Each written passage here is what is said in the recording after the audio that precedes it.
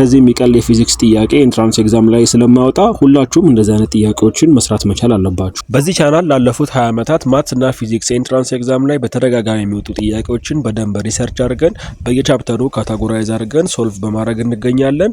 ስለዚህ ቪዲዮ ለምታውቋቸው የሃይስኩል ተማሪዎች በሙሉ ሼር አድርጉላቸው። አሁን ወደ ጥያቄው። A boy in a journey covers his route by traveling 3.0 km east and 4.0 km north.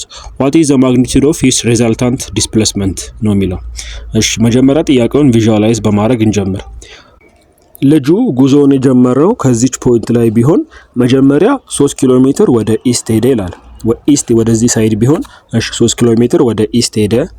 ከዛ በኋላ 4 ኪሎ ሜትር ወደ ኖርዝ፣ ኢስት ወደዚህ ከሆነ ወደ ላይ 4 ኪሎ ሜትር ወደ ኖርዝ ሄደ ማለት ነው። ፈልጎ የሚለን ሪዘልታንት ዲስፕሌስመንቱን ነው። ሪዘልታንት ማለት ድሮ ያራኳት መስመር ማለት ነው።